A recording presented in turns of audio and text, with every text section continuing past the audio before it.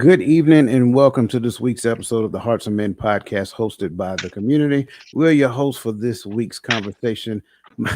My name is Dwayne Dwyer. I go by, hold on a second. My name is Dwayne Dwyer. I go by the Mindset Coach, and I'm joined with me by my brothers. Starting up under me, my brother Garfield Martin, the Unc with the Funk from the Uncle Junior Network, also known as the consistency coach. Man, I can't talk today. By his side, we got our other brother, Mr. Tawami Gaddy, the son of Timothy, also known as the Available Man. And above him is Mr. Roland Walker, also known as Poor Man's Dr. Phil. Shift happens. Gentlemen, how are you on this beautiful Friday evening? Man, I'm doing well.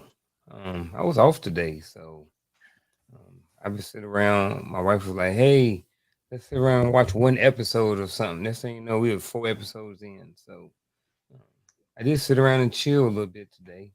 I got you, man. I got you. Trying to play my new game, but it take forever to download. And I was like, "Yeah, I'm gonna start playing it." And got to download two more things, so Mm, still ain't been able to play the new Call of Duty. I remember those days. Yeah. What about you guys? How are Oh, you guys doing? I'm doing good. I'm chilling. I'm the only. I guess everybody, all the veterans were off today, pretty much. You off every day? So I I'm about to know say, that's why I say, oh y'all, y'all join me today. It was a good thing. Brother Gaddy, how are you doing? Working man and working man. How you doing, bro? man, I'm grateful for the day off. Happy Veterans Day to you, There you, brothers. there you go, To man. y'all who got jobs and actually get to rest today, and Yeah, we got Tommy over to here. our, to our true retired vet, Happy Veterans Day to you, big bro. Yes, sir. Absolutely, absolutely. Happy Veterans Day to everybody on the panel. Happy Veterans Day to all of our veterans out there in the space, whether you're on YouTube, Facebook, whether you're on the artist formerly known as Twitter or LinkedIn. Happy Veterans Day to you, and which is actually tomorrow. But we want to make sure that we get that out tonight because we probably won't see you tomorrow. And I also want to make sure that we recognize our members in the chat, man. Just amazing, and we want to make sure that we appreciate you out loud. So again, welcome to the show, Michelle Ray, Crystal Everett, Miss Verlene McCoy. Good to see you, Miss Brianna Moore, Miss Barbara Leister. If I messed your name up, I'm so sorry. Please forgive me. I think it's Leister. Um, and let me see, Cassandra McKenzie. Again, welcome to the show. And for everybody who has joined us and have not had the opportunity to get in the chat, let us know that you're there so that we can recognize you by name because that's one of the things that we do on this platform. We like to give you your flowers while you can appreciate them because you can be any place else on this beautiful Friday evening, but you've elected to be here with us, and we do not take that lightly. So, without further ado, we're going to start diving into the things that we normally talk about. But first, I want to talk about the monthly giveaway because it is still going on. We gave away our first prize to our winner from last month.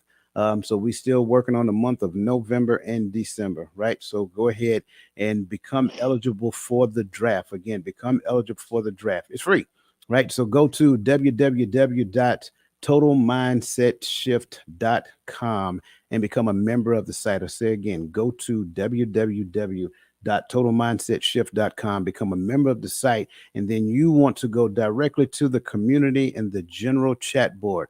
Once you get to the general chat board, there is a message pinned to the top. Open that message up and you'll see two buttons. One says November and the other says December. And it has every show that's coming up.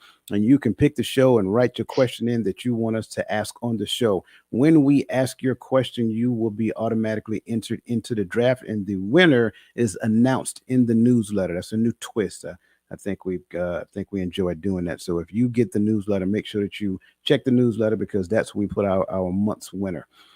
So again, the deadline for the month's drawing is always the last show of that month. I can't give you credit for any show prior to that we've already done. So make sure that you get your questions in early. Okay.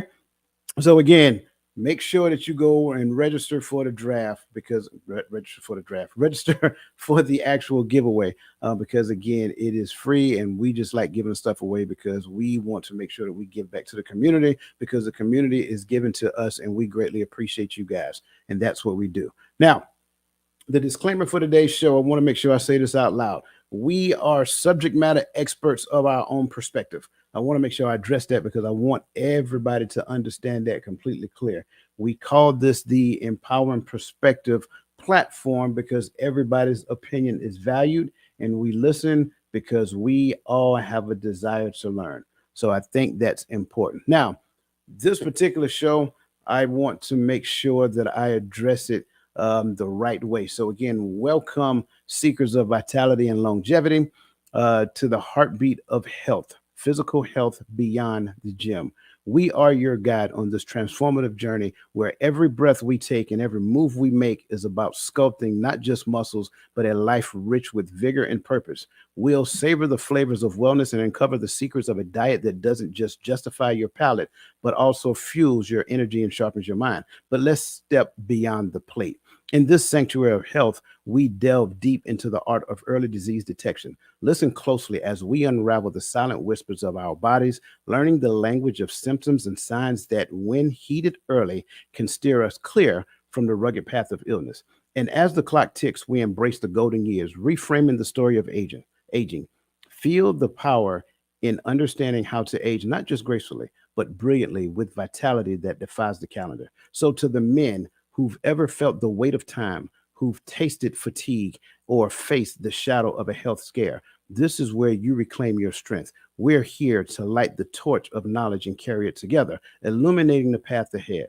I invite you, yes, you, to take this step with us. Join our tribe, our exclusive community, a neighborhood united in the quest for a lifetime of peak health. And for those who seek to sharpen their edge to a diamond like brilliance, the Diamond Club awaits with open arms, offering you elite insights and cutting edge strategies to transform your life. Don't just listen, engage, act, and thrive. Subscribe, join the community, and elevate your life with the Diamond Club. Your health odyssey begins now.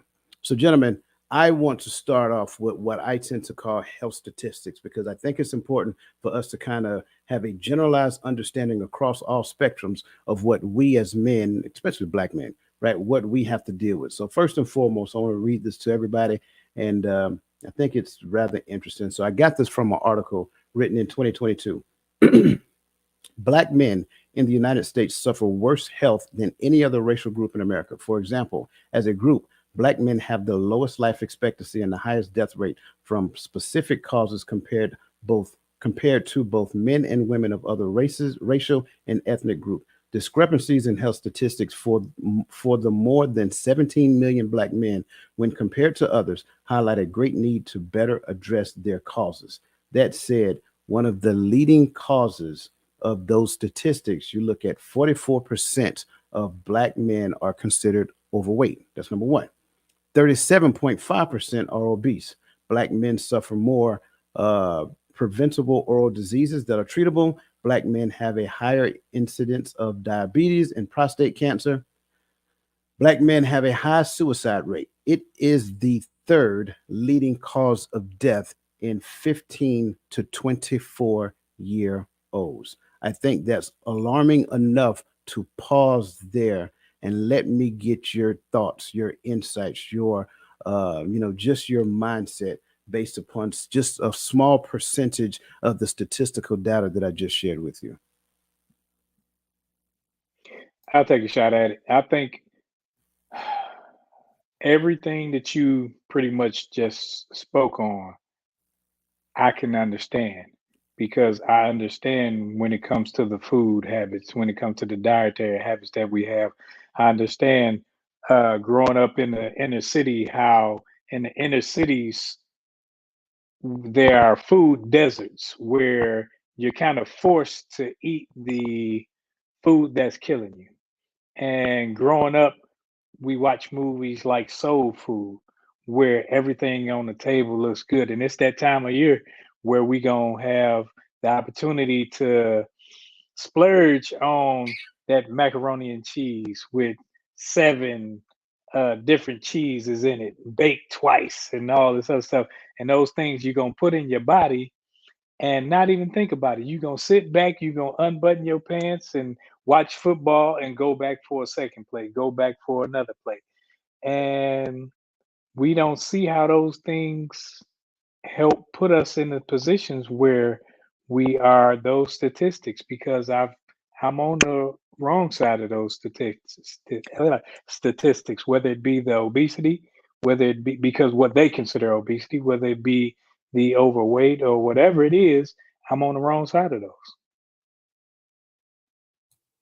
I was listening to those numbers, and I never. Well, it's been a long time since I've done some research on some of those numbers, so they were pretty alarming, especially the one that was like 44%, are overweight, and 37% are considered obese.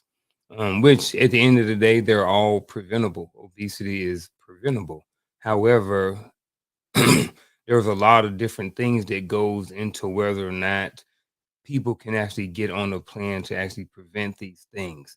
And there are some of the things that Roland talked about. We have history, we have certain amount of culture that's built into that. You look at society today, every time that people get together, well, a lot of times when people get together is usually surrounded by food. So we live in a country where food is it's a big thing, and people do a lot of socializing about food. Hey man, what y'all doing this weekend? Hey man, we going out to eat, man. What y'all doing? Hey man, let's get together. What y'all want to do, man? Hey, let's go down to the spot and let's go get something to drink. So a lot, like I said, a lot of things we do is around it. And I think when you look at those numbers, it's kind of surprising to me, but at the same time, I can understand why. There are a lot of different reasons why. But it's crazy to think that 44% of men, was it men specifically or black men? It was black men. 44%. I mean, that's a lot of people. That's a And, lot of dudes, man. and I would add to what you're saying. Brother Gaddy, give me 2 seconds here. I want to add to what you're saying because me as a retiree, one of the things I find when I go to work, every time lunch comes up in my mind, I'm like, you know what? I'm gonna chill out. I'm not gonna go to lunch. I'm gonna sit here and I'm gonna drink some water or whatever the case may be, and I'm gonna do some work. And one of my coworkers say, "Hey man, let's go to lunch. Hey man, let's go to lunch. Hey, let's go to lunch." I don't want to turn them down, so I'm like, "Okay, cool. I'm gonna go to lunch. I'm gonna get a salad." Right. And then I mess around and see somebody get that big old chicken sandwich from Popeye, and I'm like, you know what? I'm getting that chicken sandwich too. So it's like one of those things. But then the other side of peer pressure is when people get caught up in their emotions, right? Life happens. They're dealing with certain stressors and things of that nature. And one of the coping mechanisms that you find to stress and anxiety is eating food, right? So comfort foods is a thing, cakes and ice creams and all those things that kind of make you feel good about life. So to add to what you're saying, that is a rather alarming number at 47%. I'm sorry, at 44%, with 37% being obese. Man, it's mind numbing. What you got, Brother Gaddy? Sorry about that. No, I think you brothers are on it. But I looked at these statistics a few years back. And Roland would know what I'm talking about because it was a conversation that me and him were having at the time about 3 years back, and these statistics were something I went back and looked at as we were talking and growing. And one of the conclusions I come to, and I mean this with all sincerity to all black men and no disrespect to anybody else, but we are not the same. And part of the problem is when we destroy cultural differences and racial differences and all this other stuff to try to come to one centralized culture, we lose certain aspects, such as we are not physically the same. Our bodies cannot continue to eat the same diet as everyone else, and then we see among our people is causing a higher rate of death and a higher rate of heart attacks and heart disease and blood disease and pulmonary, like we gotta get better at some point. It's messing with our like when it comes to our health overall. This is one of the things I come to realize. We're not doing that much different than what everyone else is doing, but the numbers are, it almost looks like the numbers are attacking us. And we could start talking about, oh, they do this in the hood and all this other stuff. I don't live in the hood no more, and I still became a very young diabetic.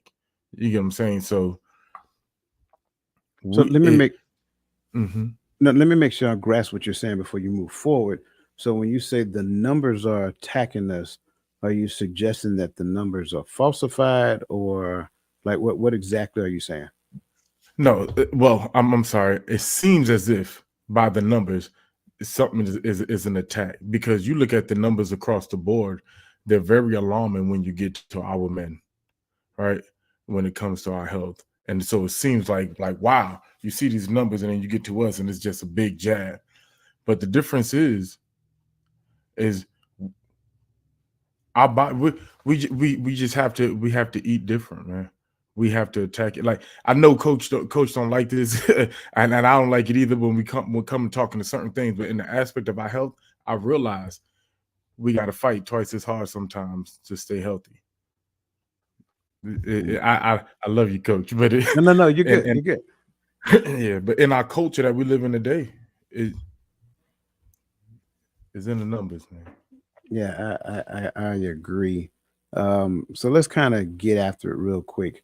And again, as you guys already know, the title of today's show is the physical health is physical health beyond the gym. And I think a lot of times what we tend to believe is we believe that going to the gym will fix my eating problems, right? So if I go to the gym, and I'll be honest with you, when I was in the army, I used to say it all the time, like I work out as hard as I do so I can eat what I want, right? And back then I could do that because I go to the gym 2 times a day and I would try to lift every weight that the gym had. But in my retirement years and with my service connected disabilities, I ain't going to the gym like I used to. So now I got to be more consciously aware of what it is that I eat. So the first question I want to offer to you, gentlemen, is in a world where sedentary lifestyles are the norm, especially for us retirees, how can we inspire men to forge a renewed commitment to physical activity, restorative sleep, which I'm guilty of, and balanced diet, balanced medicine? I would say it starts with people like us, the retirees, the people who already know what it takes, whether or not we're actually living it or not. We know what it takes.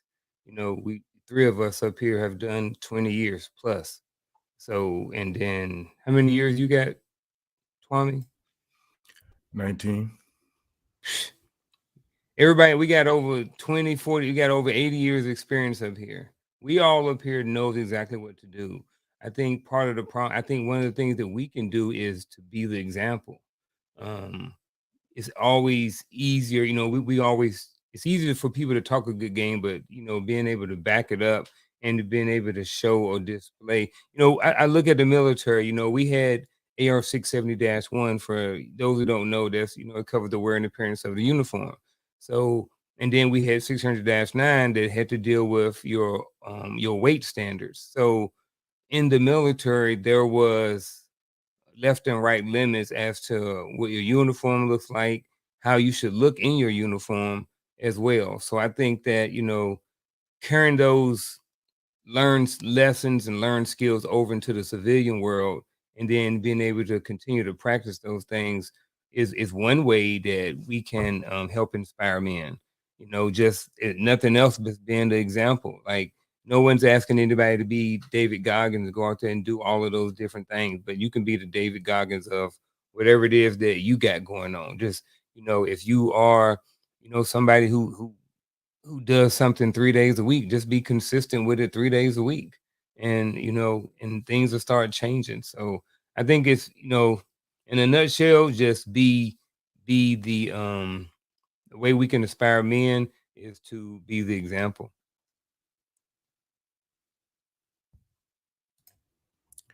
Um, I would say for me, I agree with example is always the number one key before you can tell anybody anything. They need to see you are able to live it. But to add to that, a part of it has to be the reality check, right? Um, because no one believes it can happen to them until it happens to them, unless unless they see the signs or they feel some sort of way before something big happens, you know. But whatever it takes is the big eye opener. And I know we started off by putting the statistics out there, but and this may sound crazy, but like when me coming off active duty when I did, and then getting diagnosed with diabetes at the age that I did, then I come to Texas and I run to a brother who tells me at his peak shape, he dealt with issues that I was like, what? Wait a minute, so something is alarming, and it started helping me realize that it can happen in a split second. Hearing this person's story, knowing my story, knowing, you have to, I think sometimes we have to realize how damaging our lifestyles are to us, and then not just to us. For me, at least, I was thinking when I first heard the word diabetic, I was like, not with no kids under 10 years old. I don't, because I got to live for those kids. You know what I'm saying? So I think sometimes we just got to put it straight out there and let it be known. Hey, this is our reality. We need to do better. I think one way I look at it for us, how we can assist and help people actually see it. Like I said, I'm an example of that. So I can pull my shirt off and you can see I got a zipper down my chest without a shirt on. And you can see how I've had 2 open heart surgeries, how I've had 5 heart attacks. I have now 5 stents. So I've had that to where I was thinking, man, how am I going to live, as Gaddy was saying, for my family? How am I going to help raise my grandchildren? So when I can tell them that, as he said, at peak, I was 186 pounds in shape, working out, running every day, doing all these things, looked the part, looked good, but then boom, down goes Frazier. I'm having heart attacks and so forth and so on. So it's not just about you looking the part, being in shape.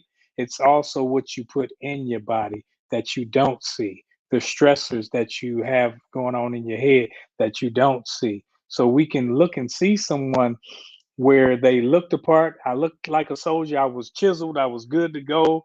And you know how we used to do. We made sure that the uniform fit right, looked right, clean, crisp, but yet internally, my body was only working off 10% heart flow. So now when you hit people with that, especially and they know you, it's like, whoa, hold up, you were doing that. So now when I tell them, hey, dude, you got to walk. That sedentary life where you're just sitting still all day is not a good thing. You gotta eat right. You gotta do all these things that I'm sure we're gonna get into as we go along. Yeah, I will be the first to tell you that when he shared that with me, I was like, no, are you kidding me? Like that can't be true. Like I remember, me and Roland was in the army together. I remember like the brother was just as active as I was. And so when he shared that with me, I was like, man, I mean, like that was alarming. Um, I would say because one of the things I like to look at is that when we were younger, we were always active. We were always doing something. We was always outside. We was always playing. In fact, you had to stay outside so much you couldn't run in and out the house because you run in the house, you're gonna run up your mama light bill. Yeah, I know the story. So, we're always doing something. There was a large degree of activity that surrounded our life. Running was like second nature for us. So it was, I mean, we didn't really have, I don't recall seeing a lot of obesity, when I was a child. I think that kind of moved on into our adulthood lives. I think one of the things that we can do in conjunction with that now is become intentional about getting out of a chair. Everybody got a smartwatch these days, and just set your smartwatch for sedentary time, right? And it will go off every 2 hours and say, get up and move, right? I don't care if you get up and just walk around the house or whatever the case may be, get up and do something. Just do some squats, do something, right? Local. It doesn't have to be strenuous, just do something, right? Again, the thing that I stressed is sleep for me because I will go and go and go, and next thing you know, it's midnight, and you guys know I'm up again at 4:30 in the morning. So it's nothing for me to get 4 hours of sleep a night or 5 hours, and I'm happy because here lately I've been getting around the 6 hour, 7 hour mark. That's a milestone for me, and so I had to become intentional about it. Some of the things is that like shutting off the things that grab my attention in the evenings. Take the cell phone and put it on the other side of the room, turn the TV off, all that other stuff that keeps you up. Anything that causes your brain to stay active is the thing that prevents you from going to sleep. You will be surprised what a good night's rest will do for you when it comes down to your physical activity the next day. And oh yeah, by the way, it also helps when it comes down to other things, digestion and so forth and so on. How much water you drink also contributes to all of these things. So I think all of these points are important for us to not only talk about in our household, but also to model as well. And again, don't succumb to the peer pressure of let's go out and get some lunch. So so let me grab some of these points in the chat because I see you guys are loading it up, and we got a lot of health conscious people in the chat. So I want to start off with Crystal. Looks like she said she started eating off smaller plates. Portion size matters as well. And I think that's another thing. As men, we kind of pride ourselves of getting the food first, and we get the big piece of chicken, like Chris Rock will say, right? And that's all fine and dandy until you get older, and then you have to start being consciously aware of how much food you intake in any given point in time. And Thanksgiving is right around the corner. And like Roland said, we're going to be watching football and eating all that other great stuff. And it's customary to eat early and watch Detroit get beat because they generally play the early game, right? So that's just what we do. So we got to be careful with that. Eat a smaller portion, go back and get seconds later, but walk around, go walking as a family, walk around the block, enjoy each other and talk. That's an important thing. Lisa said, we as a community must use self control when it comes to our eating habits as well. I think that's key in conjunction with what Crystal says. Use self control to eat the smaller portions. And if you want to be, completely transparent, eat small meals, 5 times a day. I know that's going to be difficult to do because, again, you're going to feel like you're full. But again, being conscious about what you eat as well. That's the key. I don't want to eat fried foods 5 times a day. That's not healthy, right? So you want to start eating less fried foods. You want to eat more green leafy vegetables and all kind of stuff like that. But we'll get into that in a moment. Miss Verlene McCoy says, uh, it's diet, the lack of exercise. Some men do not go to doctor's appointments or get little or no exercise, and the main thing is they don't drink water. Absolutely. Like I don't know what it is about men, but it's like we're allergic to the doctor. We're tough it out. I think Garfield, me and you had this conversation a while back, right? Like we got to start holding each other accountable as men. Go to your doctor's appointment, man. Go get checked out. I'm at that age where they say, hey, you got to get checked for prostate cancer. How do you want to do this? You can go to A route. I'm not going to talk specifics, right? She said you can do the A route and you can do the B route. I said, well, since I don't have no history, let me go to A route first. And man, I had some anxiety going to A route. I was like, I should have done the B route, just got it over with. So, as you get older, you guys understand what I'm talking about. But yeah, men, go do that. Go get checked. Nothing wrong with getting a prostate exam. One more. Let's see. Michelle says, from my perspective, my mother's generation did not have the women issues that we have today. This is because the hormones, preservative dyes, monos, dye, tri in our food. Agreed. 100%. But I'm not that person that can even have that conversation because I am unskilled and I have no experience in those things. So we just gonna take your word for it. Okay. Moving on to the next question. um let me pull this one up because this one a little long. Okay, the next question is, how do we reshape the cultural narrative around men's health to dismantle stigmas, particularly concerning mental well-being and vulnerability, and create a new ethos that promotes a balanced lifestyle, preventative care, and the integration of physical and emotional health for men of all ages and backgrounds? I think you got to be straightforward.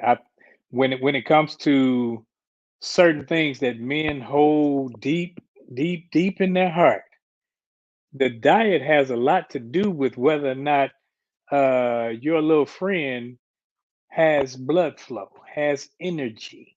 So when you look to be the male figure that you want to be and be virile and strong, if you eat those things that clog your arteries, it will have an impact on your loins. It will have an impact on your life with your spouse. So if you don't want to do that, yeah, you got to work out. You got to make sure you monitor your cholesterol. You got to make sure that you monitor whether or not your blood flow is actually flowing so that you won't have those problems. Because when you have those problems, it's a telltale sign. It's a sign. It's not what's going on, but it's a sign of something else. And that something else can be like anytime I go to the doctor, they're going to ask me, have you been dizzy? Have you been this? And have you been that? Because they're trying to see if I have signs for stroke because of my history. So you want to know these signs so that you ain't sitting there thinking, oh, well, I'm just, I need to stretch or I was doing some push-ups or whatever. You might need to go to the doctor because you don't want to have to go to the doctor and have the doctor tell you have a stroke and your face is drooping and you can't use one side of your body. And then you're thinking, man, how can I move forward when all these things were preventative? How do we reshape education information? That's the basic level right there. Once you start tapping into different areas of education, and then after the education piece, start the application process. Start applying the information that you're learning, and then at some point give the information away or share that information with others that want to benefit from it. Anytime you talk about reshaping anything, you talk about reshaping the culture narrative, they have to come from a lot of times the information come from it comes from a different place to where, okay, so what I mean by that is, a lot of people, they grow up thinking a certain way and they're not used to, or they don't have the information from an outside source. So if you get the outside source and then you bring it in, and then now more people have the information and then you apply it. So I think a lot of times people just don't know certain information. You don't know what you don't know. Like, if for every, for hundreds of years, for however long, we go eat over Big Mama's house on Sunday and we have, fried chicken and collard greens and macaroni and cheese and all the things, it's kind of hard to say, well, I'm going to eat, chickpeas and salad and kale, you know what I mean? When that's not what we eat, or when certain healthy foods are being stigmatized in the community for being healthy. If you are healthy, so, oh, well, who you think you are? You trying to be healthy? You think you better than everybody else? We black folk, we don't eat that. That's white people food. I'm just being honest. Those are some of the things that go on in our culture that has caused the amount of obesity that it is. So I think it starts with the education and then the application and then resharing the information that you have used that's beneficial to yourself. Cause like Roland said, like, your body works based off of, your body is an engine. It's a computer, it's all of those things. So what type of software do you have? What type of oil do you have in your engine? What do you put in your engine to make it run? And just like in your car, you put some kerosene in your car and watch what happens. Put some diesel in your car when you ain't got a diesel engine, and watch what happens. Well, it's the same thing with your body. When you put stuff in your body that it's not really made for your body, or that is, works counterproductive, then you're going to have counterproductive results too.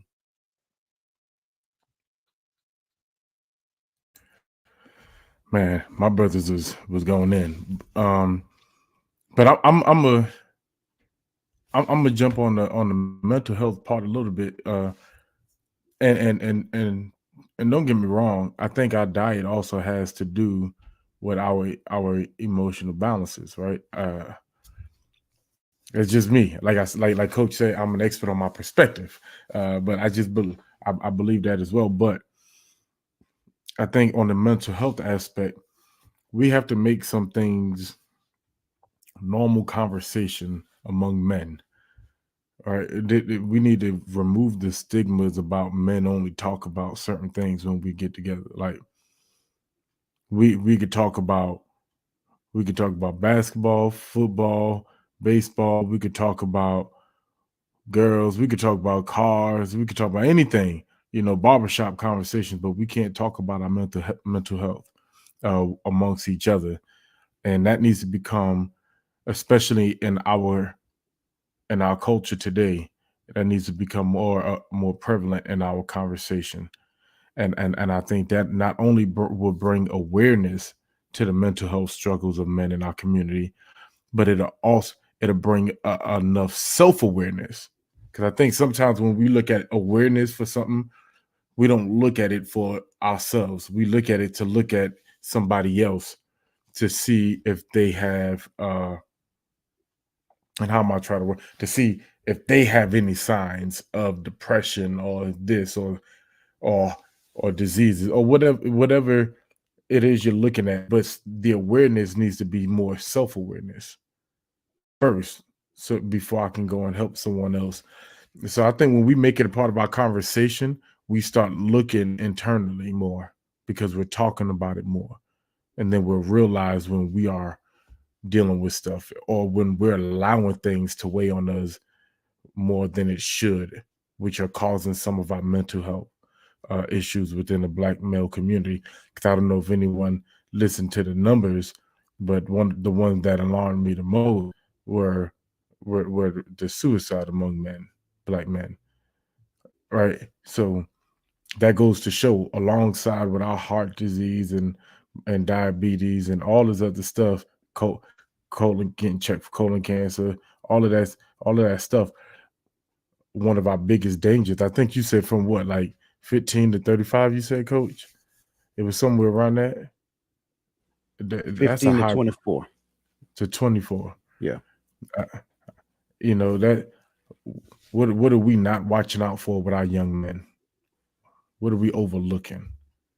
That was alarming to me. But I yield, Coach. I yield. Yeah, I like the fact that you went the route of mental health because that's where I was going as well.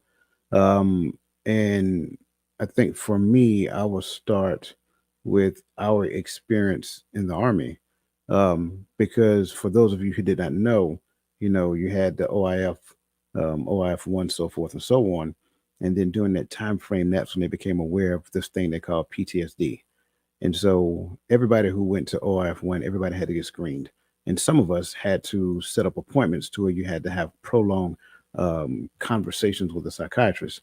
Um, and what you found is that suicide rate went through the roof simply because these soldiers, um, they didn't have anybody to talk to. They didn't feel that they could talk to anyone.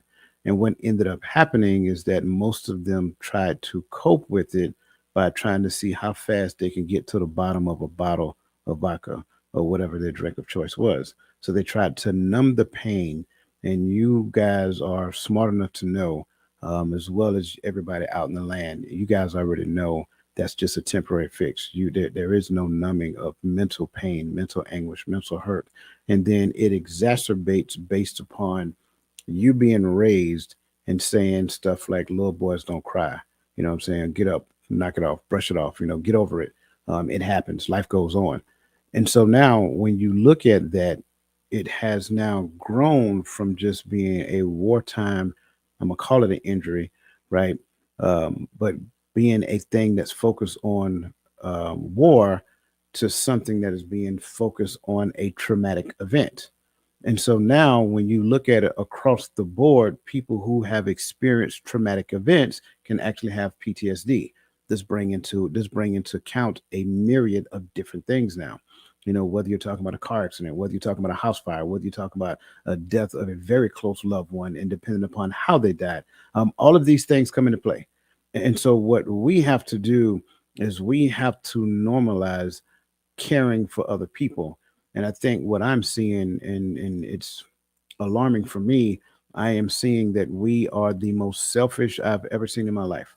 Like the only thing that people care about these days are themselves. The only thing I want to talk about is me. What's in it for me?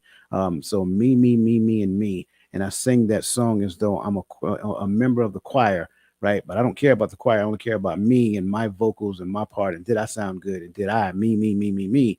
And it becomes alarming because a person could be standing right by you and show you every sign known to man that they're going through some form of depression, and you won't have the intestinal fortitude to open your mouth and ask, how are you doing? We stay so fixed into these cell phones as though the most important thing happening in life comes through your cell phone, and you will not even speak to a person as you're walking by them, and you will pretend like you're not walking by that person because your cell phone is more important. And we wonder why we are where we are in today's society. When did people stop being so important?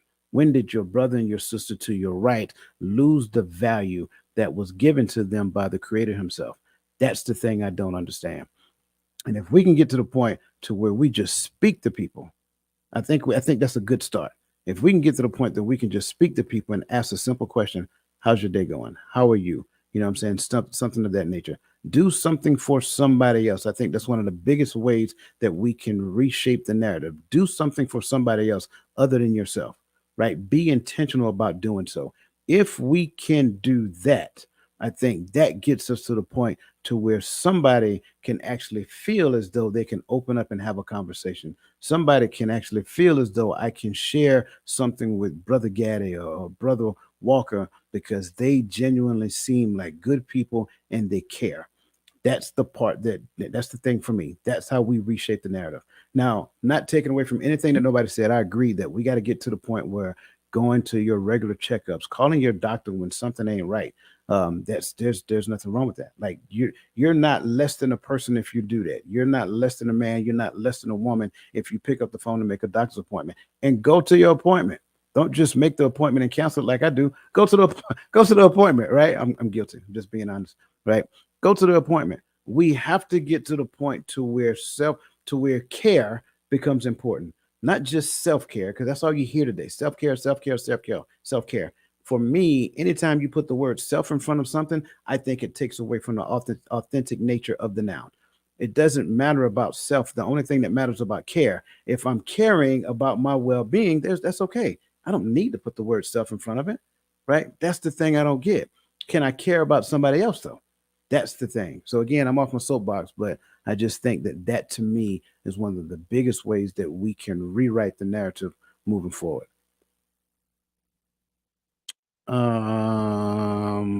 Okay, I think let's start with Lisa's point of preventative care.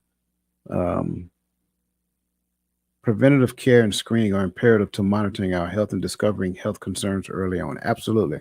Brother Christian Barrow, welcome to the show, man. It's always good to see you. We should research what works with our body for us to stay healthy and help out our community and culture with proper nutrition and guidance. Absolutely. Absolutely. And here's the other thing as well. I know Garfield mentioned David Goggins, right? But you got to realize some people have the ability to get out there and run miles.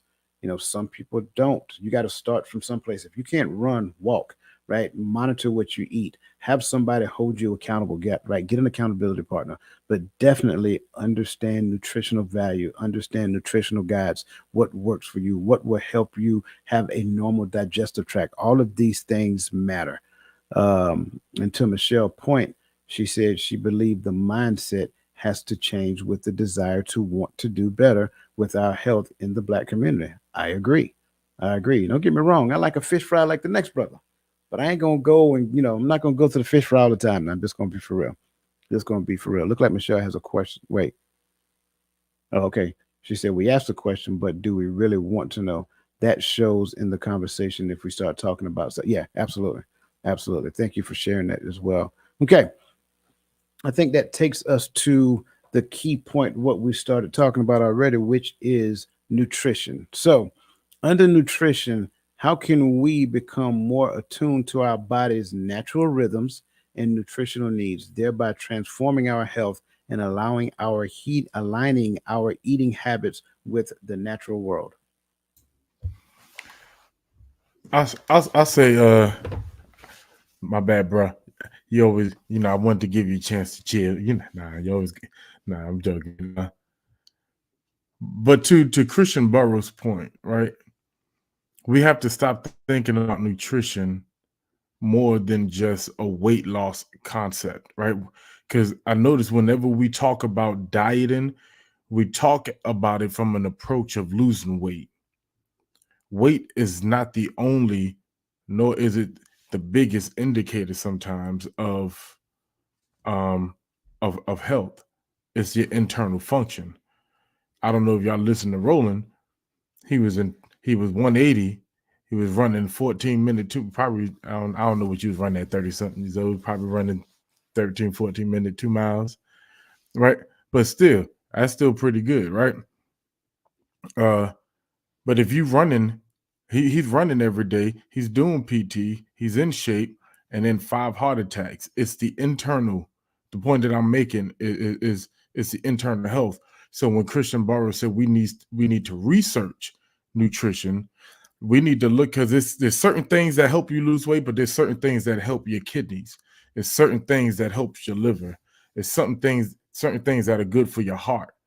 You know, my mom used to always tell me to eat my carrots. It'll help my eyesight. You know, these things, but I don't know how true that was specifically about carrots, but different things, different ingredients from that the earth gives us, it tends to heal our body in its whole, if we do the research, if we know what each thing is for, if we're not just eating. Because if I eat what he say, chickpeas and kale, and I lose 10 pounds, I'm gonna think my diet needs to be nothing but chickpeas and kales. Then somebody gonna come along and say, well, your iron is good from all that kale, but but your kidney numbers are down, or this. So do the work, do the research. It's your body. You got to take care of it. And then, like Coach said, and like Christian Burrow said, share the knowledge as you learn it, man. Share the information. That's all I got. I think 99% of us need to realize that we are slaves. And when I say slaves, I'm talking about we are slaves to what we eat. We're slaves to what we put in our bodies. Like people will say, well, I can't eat like a rabbit and I can't eat like this. No, it's because you haven't. And that used to be me, because when it came to food, I was like, I gotta have some meat. I like steak. I like chicken. I like, all these meats and stuff. So even after I had my heart attack, went down 170 pounds. And then they say, well, you got to be on a heart healthy diet. So I looked at it as a negative. So I didn't even do any research. What I did was not eat. And then they say, well, okay, dude, you can eat anything. I ate bacon cheeseburgers every day, maybe twice a day. And I blew up to like 230. And so at 230, I'm like, man. So now it's like my pants, I got to buy new suits and all this other stuff. And I walking around was hard. So as I learned more about eating, I went to the doctor, and there was one doctor in the VA system. He wouldn't just give me medication. He said, "No, I'm gonna send you to a nutritionist." And they taught me portion size. And then, portion size is, I'm looking like, man, who gonna eat that? So I still had a negative mindset, because I'm thinking, I eat half a watermelon at a sitting. You telling me to eat a handful, and nuts and berries. And and then you say you read the scripture. When you read the scripture, you were placed in the garden, and in the garden, that's what you ate.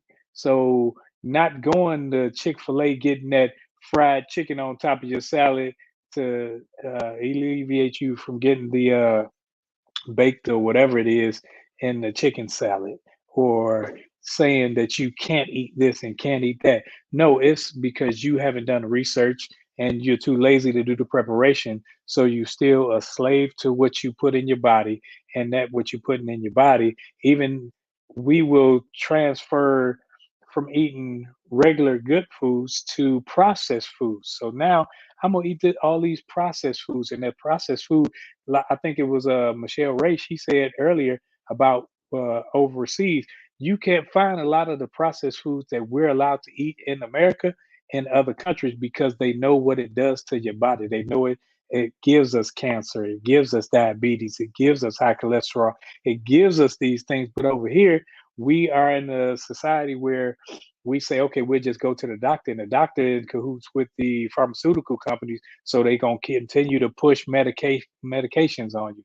And when you push these medications, it'll stop one thing, but it's gonna cause another adverse effect. So we got to realize that at some point we're slaves to what we do or don't eat. Can, can I jump real quick, Coach? When Roland brought up the overseas, if y'all do that research, man, this is why it's alarming. It's not just that you can't find the ingredients, it's that you find the exact same food, the exact same brand, flavors, and everything over there. You flip it up, you turn it around and flip out, and you read the ingredients. They got 3 ingredients in their stuff. We got 37. That's a problem. The same company's making both, but they're feeding us something totally different. I, that's it. My bad. Yeah, if anybody know me, I enjoy Korean cuisine.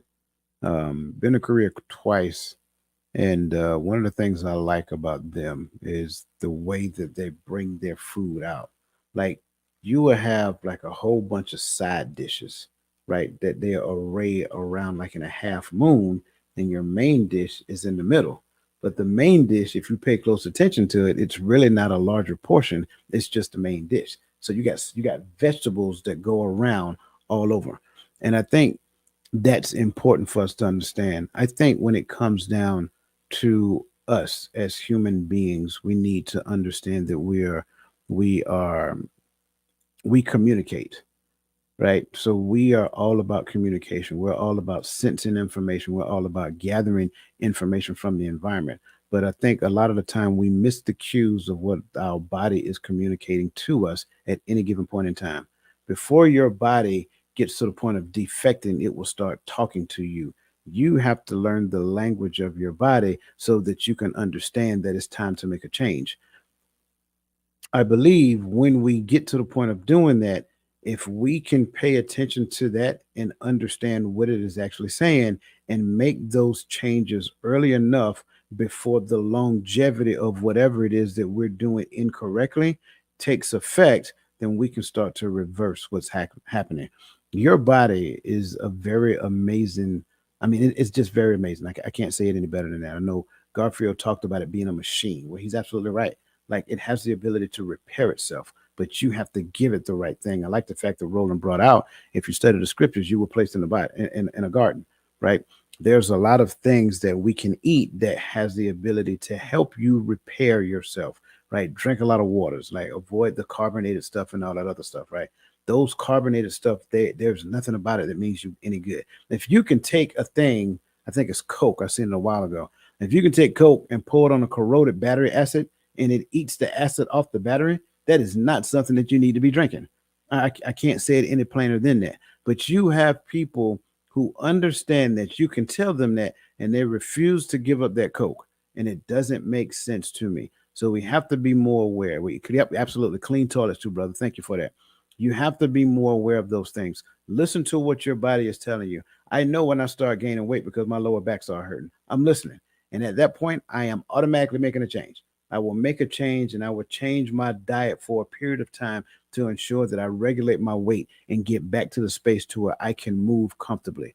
Like we have to listen closely. Your knees start hurting, your ankles start hurting, things that you get my age, man. You've been through the things that I've been through. You got arthritis some every place, right? So you got to listen. You got to listen to those things. I refuse to become a victim of it, but I understand that when my body starts talking to me, I need to make some changes because it's warning me that if I do not and I continue down the path that I'm going on, it's going to get worse over the period of time. So I think that's important. And I agree wholeheartedly with these brothers and what they're saying. I'm also with, man, listen, what's being put in the chats, man, is amazing. I mean, you're getting some great advice from the people in the chat as well. Even to VA advice, fish oil, black seed oil. I mean, like you can just take notes based upon what they're putting in the chats and start implementing those things in your life, and you'll start seeing the difference. So absolutely, thank you guys for the value that you're adding. Let's press on to the next question. Um, now, how can we? Because I think Michelle brought this up about the shifting of the mindset. How can we cultivate a mindful and holistic approach to nutrition that respects our planet, honors our bodies, and fulfill our soul's craving for both pleasure and nourishment?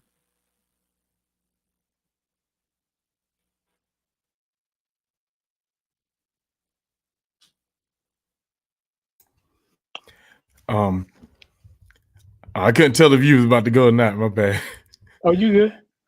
No. So me and my sister, right? My sister Olympia, she lives in the house with this dude with an all white beard and stuff like that. The the Uh, boss. nah, I ain't said the boss. She the boss. She the boss. She the Okay, boss. yeah, she the boss. Uh, we we decided to grow a garden, right? Now we both still growing on and learning. You know, I'm a city boy from New York. You know, I got some things to grow. You know, I think every year my cucumbers grow pretty good. My collards is still growing and it's getting cold and it's still growing. Tomatoes do good every year. My peppers didn't do good this year, but that's all right. We'll figure it out, right? But when you talk about respecting our planets, right? If we all were able to grow a basic garden, if that was cultural still, like at least just grow your herbs and certain things that you can grow in the backyard every year, that alleviates all these factories and all these chemicals having to be used and all this extra stuff being done to our food just for the sake of mass production, because there's enough, not even just enough land, right? There's enough space for us all to put a garden in our backyard. And if you live in an apartment building, build a good sized garden for the people and the community, right? We have enough space on this planet to do that, in this country to do that. Is lazy. We've become a hustle and bustle environment. So we rely on all of these supermarkets and major factories to produce us our vegetables, but then we really don't have a reason to cry about the chemicals in it if we have the means and don't use the means to grow some of these things ourselves. Um, that to me, I think that would be a first step.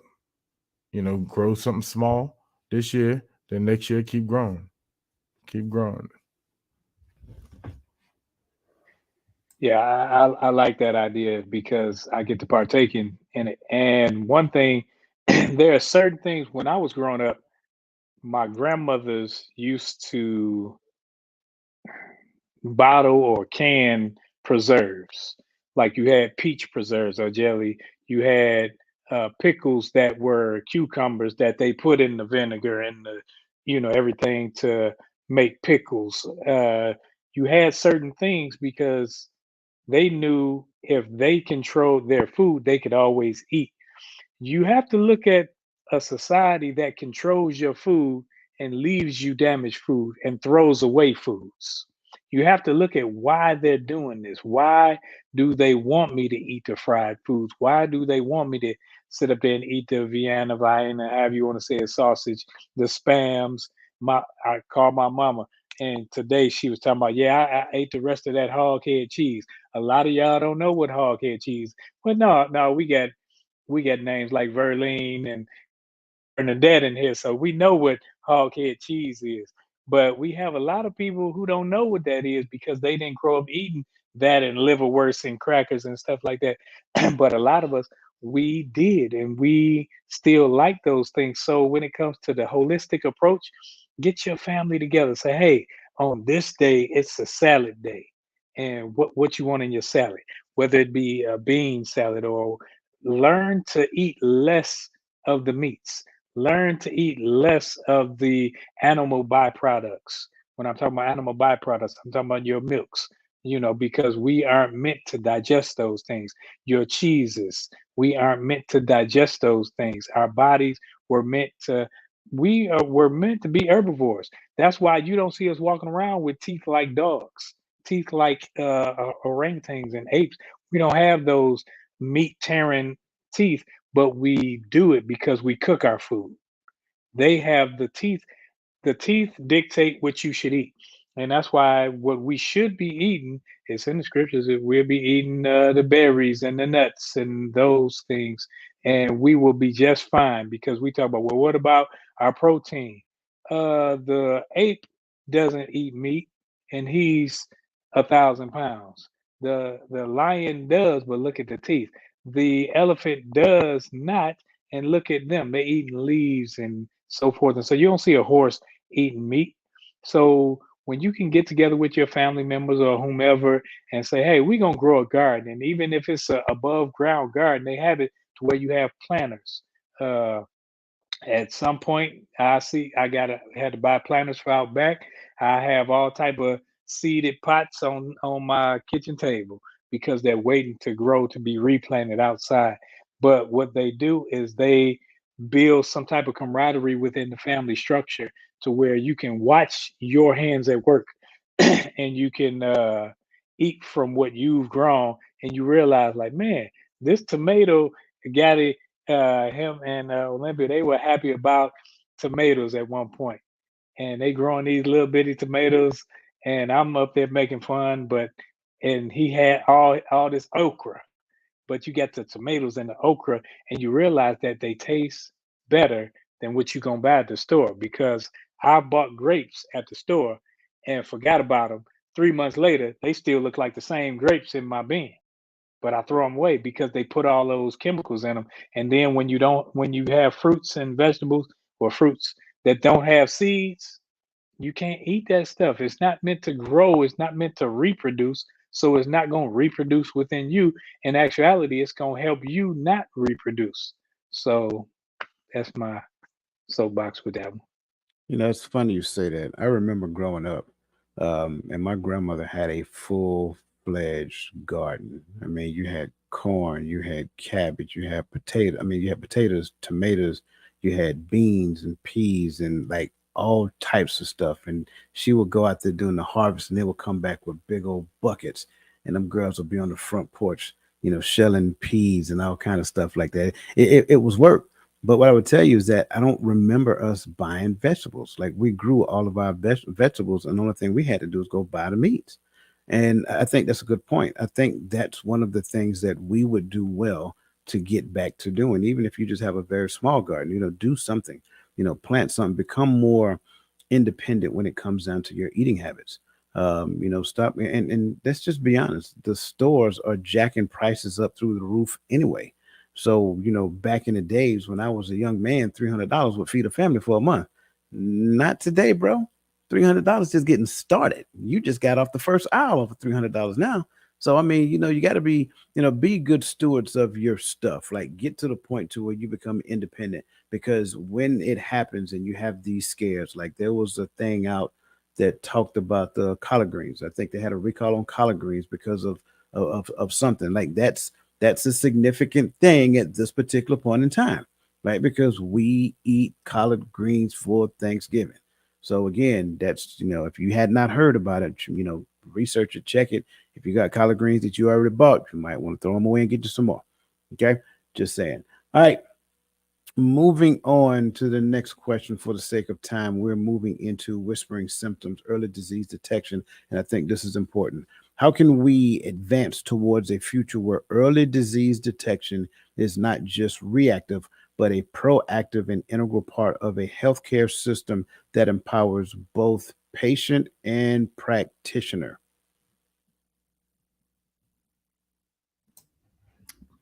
Man, take over our healthcare system. I think we're talking about it right now.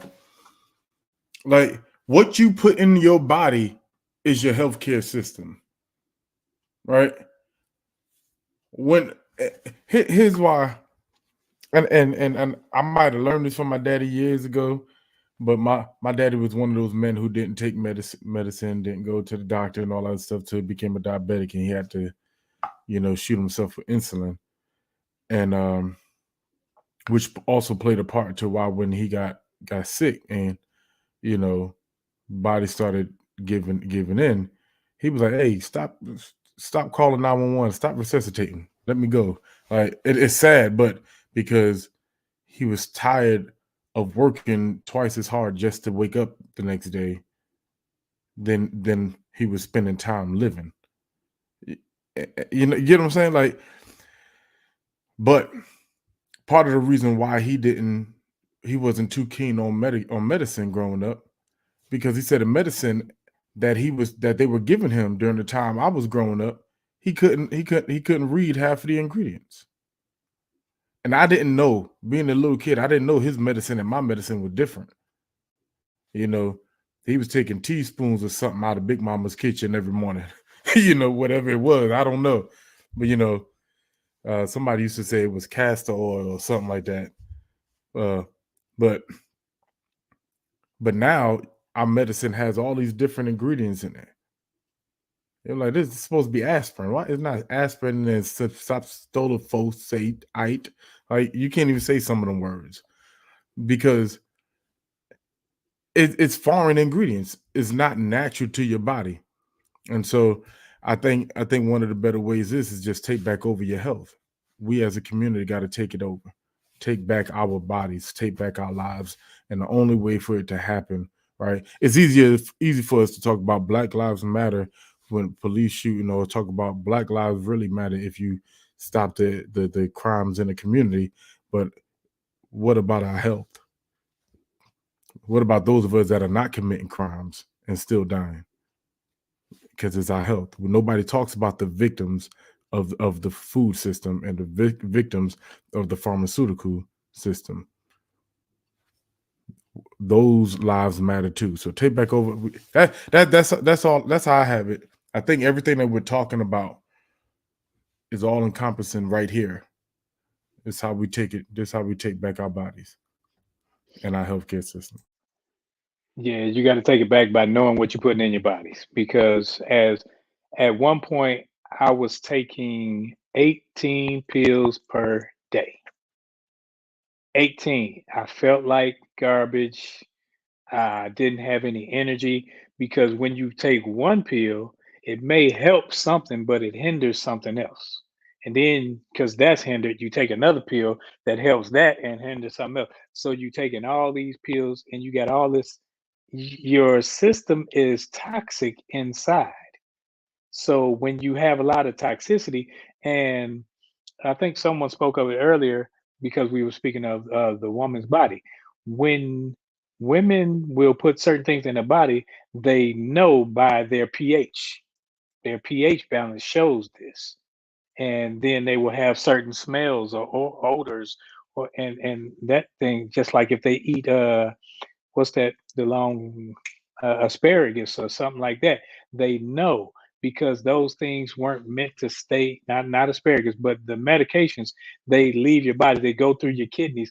That's why any when people try to unalive themselves and they take a bunch of medications, what they may die from is not the pill itself, but the pill shuts off the kidneys, but it's because the kidneys were not meant to filter those things. So when you know what goes in your system, in your body, that's a start. And knowing that's why we should have uh, neighborhood gardens and things like that because we can know what's going in our body because we know ain't no pesticides going in here.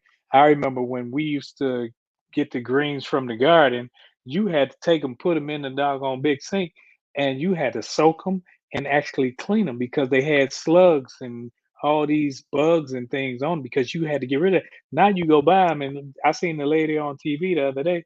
She rinsed them off. Like, what's she doing? You gotta do more than rinse these things off.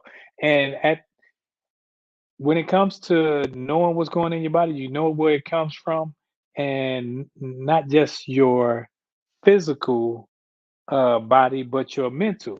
Know what goes in your mental because some of the TV shows that you watch on TV, they set you up to be depressed because you're watching the news and you're watching this show and this judge show and that judge show and you're going then next thing you know you're like, man, I don't feel like doing nothing. I just feel like sitting here. I don't know, I'm just what you doing? Nothing. Like, God, no, you don't never have any energy. You don't have energy because you putting these things in your psyche and in your body and your mental that tell you sit still and watch us get some likes. Okay, do a dance. Okay, get some more likes.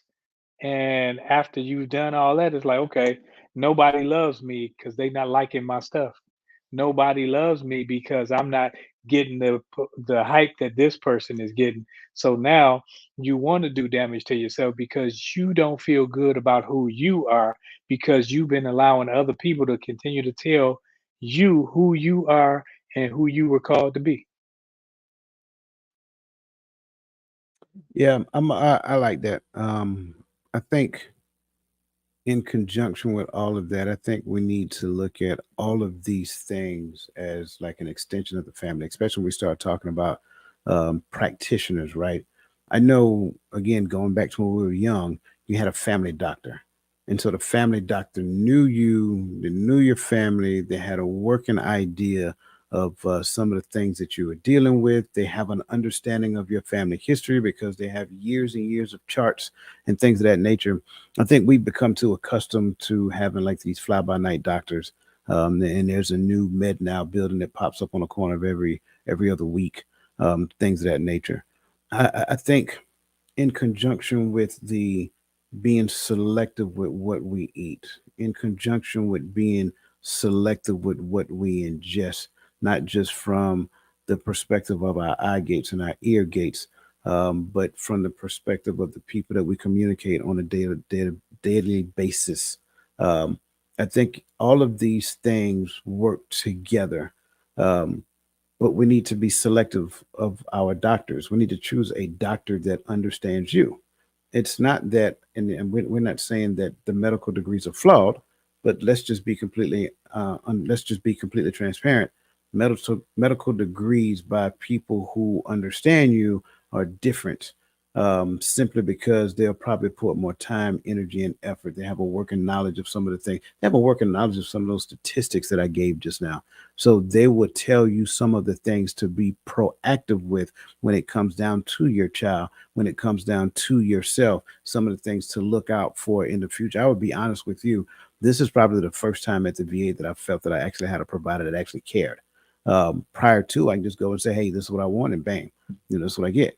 But now it's like you can see the work that she actually does, and it actually feels good to not be a number. It feels good to go in there and sit there and she actually talks to you, ask you questions, and work with you, and so forth and so on. And so that's important. Ironically enough, we are not of the same group, but she is not far off. So it kind of helps because she has an understanding. That's how she got to the point that she was proactive with the prostate thing.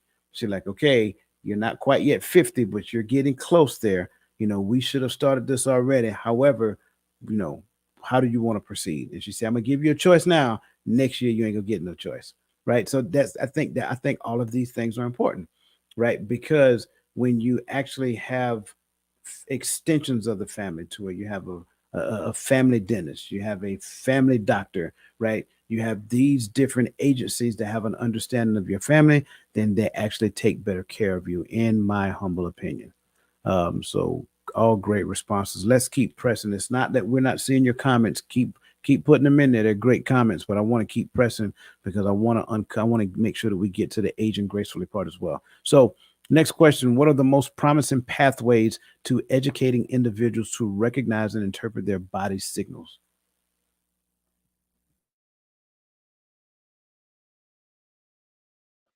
I think you know your body and you know what feels normal, but sometimes a norm to you can be, oh, I have a little heart issue or chest pain. That's just gas. And that's just, so sometimes we, instead of going to the doctor, instead of having something checked out, we err on the side of it's normal when it's not. So knowing what normal should feel like, because if you have chest pains, that's not normal unless you just finished working out in the gym. But if you're just at rest and you have labored breathing or something like that, like I was medical in the military, 22 years. So I've seen a lot when it comes to the human body and how it should work and shouldn't. That's why I know certain stomach pains, it shouldn't be accompanied by fever. It shouldn't be accompanied with some other things. So promising pathways would be educating us on normalcy when it comes to how we should feel. That's why you shouldn't have these back pain. And when you have your joint pains and back pains and things like that, first thing the doctor's gonna tell you is lose weight. I'll tell you that right now. If you go to the doctor, you complaining and you are slightly obese, you may not be obese to you and how big mama looked and your mama and her grandma, because everybody got big, over here. Yeah, that's fine in your household. But when it comes to how your body works, you've never seen a obese skeleton. So the skeletal system was only meant to hold certain amount of weight, certain amount of pounds. So they're gonna tell you to lose weight first, start get in motion. And before we used to do PT, we used to do rotational exercises. And when you do rotational exercises, it gets your synovial fluids moving. So you don't have your knees popping when you stand up. That's why I'd be like, hold up, Denzel Washington doing Equalizer 7 a day, knowing he walked through a whole house and nobody hears a thing. I can't get up off this chair without my knees cracking, without my back, some sound coming from my body. But you have to get to that point to where you know what's normal for your body and where you say, okay, let me get in motion. And if I'm in motion, if I'm having labor breathing, if I'm tired, if I'm having chest pain, that's not normal. So what can I do about that? How can I educate myself and other people that this isn't normal, and let me get to a point of normalcy where I'm better off than I was? I like the direction you took, because I was kind of going. I wanted to go there as well. When you talk about educating individuals on recognizing and interpreting their body normalcies, for me, I spent so many years. Well, let me start by saying this. I want to start, parents, aunties, surrogate aunties and uncles, whatever. If you got young men and women in your midst, stop telling them to do it while they're young and their body can handle it. That right there creates habit. If you tell them, oh, you better eat that while you're young. Oh, better eat that while your body can handle it. No, because it's gonna come a day where your body's gonna make you pay for everything that you just did, that you're doing to it. And then by the time you 35 and your metabolism starts slowing down, guess what? That eating is a habit. You haven't had to control your eating all along. Why should you do it now? Right? It becomes a mindset of how to eat. You don't know better. But for me, it was when I really started trying to do better, when I really wanted to get, work on getting my numbers down, and to the point to where my doctor started ignoring my calls because my A1Cs was getting too low. But what happened during that time frame, and I think at that moment, me and Roland was on the phone every day for like 4 or 5 hours, to a point, because we would talk about some stuff, but it's like, but I remember calling him like, bro, I just feel different. And it was a better different. Right. I was playing basketball in the morning. I was jumping like I was in high school again. I was getting up there. You know what I mean? I was moving fast. My knees wasn't aching when I was standing up. Like all of a sudden I had no more acid reflux. And hopefully nobody on the VA is watching this podcast, because my knees hurt and my acid reflux still acts up if you are watching. Um but I'm just saying, you know, these those things happen and my body started changing for the better. Then I started being from that moment, from knowing what normalcy feels like, and I'm just proving Roland's point. From that moment on, I can start to feel things now, and I'm like, oh no, when I wake up and I feel a certain way, and I get to work and here they are. Every department them brought cupcakes. You got to eat one. Just take one. Look, I took one from dinner. I can't take one from you too. And then I'm gonna have to take one from labs, and then one from personnel. Next thing I know, I done ate 15 cupcakes. You get, so I just had to start just shutting it down, because I know my body's telling me, hey, bro, let's get it right. I can start feeling things that I know I didn't feel when I was doing this. And so how do I get back to here? And I got to get back to that versus feeling these aches that I used to think were normal, but they went away when my eating was better. So I'm just From agreeing with my. Yeah, for me, I'm gonna keep this one short and quick. What are the most promising pathways, to educating individuals to recognize and interpret their body signals? I think when parents normalize those conversations, children become comfortable with them, and as children become comfortable with them, they become adults who will normalize those conversations as well. So I think that's one of the biggest and easiest ways to do it. Get comfortable with, you know, talking about your body that's functioning, things of that nature openly so that you're not ashamed, embarrassed, or any of those things when you get older.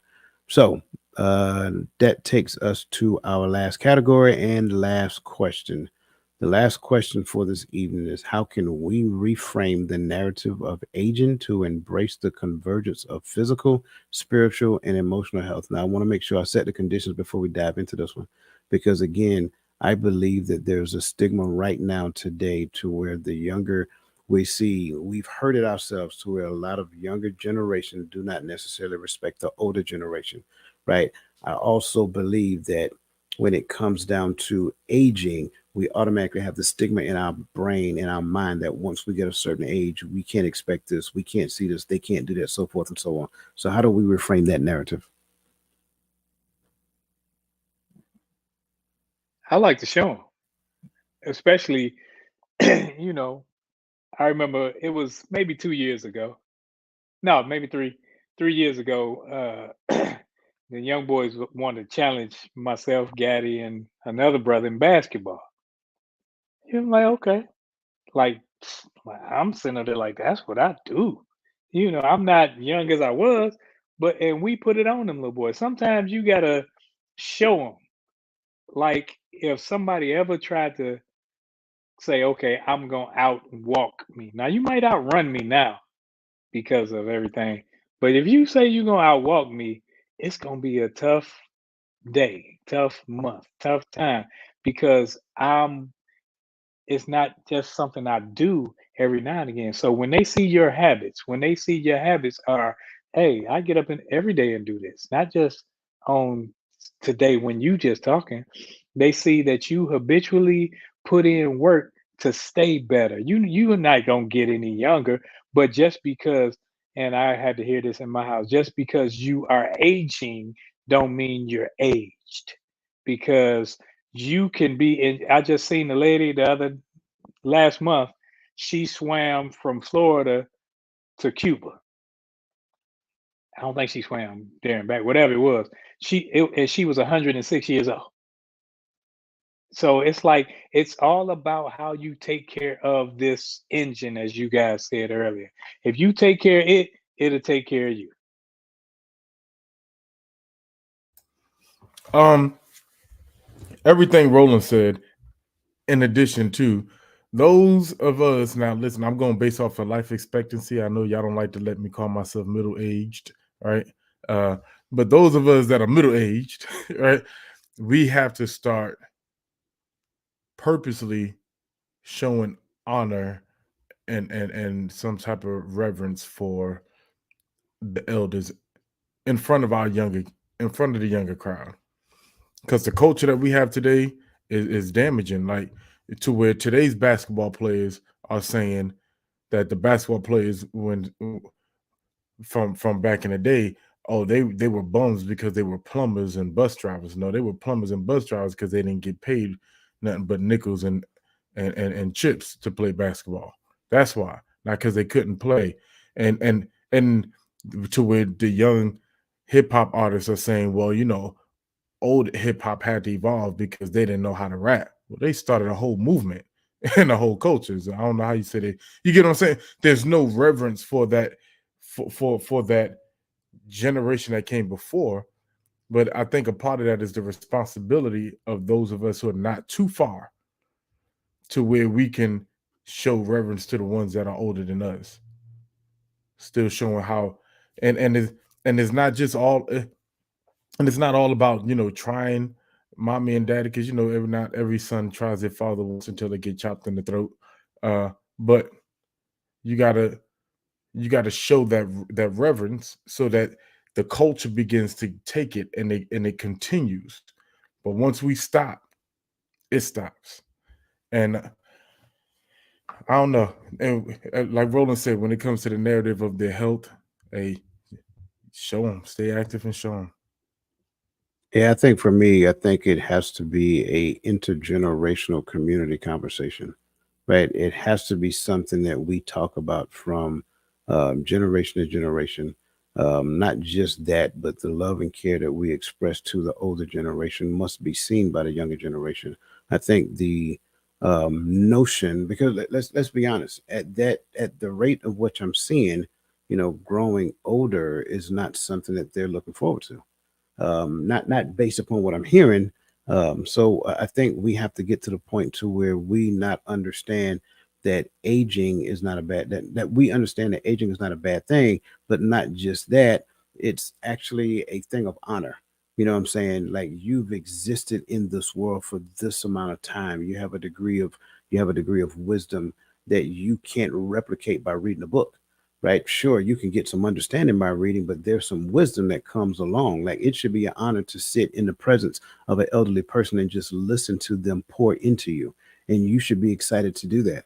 Not just that, I also believe that when it comes down to it, you're seeing, because of the proactivity that has taken place, like Roland said, 106-year-old woman have swam from, I don't know, Cuba to Florida. Elian Gonzalez. I'm sorry. So yeah, stuff like, well, okay, yeah, still the same distance. So yeah, that me, I just that's amazing. I can't even swim from my front door to the back door. Anyway, um, that takes us to the bittersweet time, the bittersweet moment of the program where we have our final thoughts. We're gonna start with Brother Gaddy, then go to Roland, and then myself to go ahead and close it out for this evening. So, Brother Gaddy, you now have the floor. Oh, um, I just be real quick, right? Know you not that this body is not yours, right? This is the temple of the Most High. You have to treat your body as such. Take care of it. Research it. Know what makes it move, what makes it tick, what makes it bend, what makes it jump, what makes it, you know, move quickly, what makes it react better. You gotta know these things. This is your temple. This is where worship truly begins, right? Because the time has come where the true worshipers must worship in spirit and in truth, right? Internal. You gotta you gotta have a vessel to use, right? So let's do this. Let's get our minds straight, and let's take our health and our bodies back. Let's take our lives back, because if it matters, then our health has to matter. All right, that's all I got. Love y'all. Ah, yeah, yeah. I think we said a lot, and everyone can say a lot when it comes to eating. I don't think it's diet. I think it's lifestyle. And when you diet, is you looking for a quick fix. This isn't a quick fix. It should be a lifestyle shift, a change, something to make you better, make you feel better, make you live longer. Because some of us, we want to be here for our grandkids and so forth. Now, and then just one last thing. I think Lisa Keys had brought up a scripture. She brought up First Timothy 4:4, where and then, but I'm gonna read 3 and 4 and give a little brief synopsis of it. It says, "Forbidden to marry and commanded to abstain from meats which God hath created to be received with thanksgiving of them which believe and know the truth. For every creature of God is good, and nothing to be refused if it be received with thanksgiving."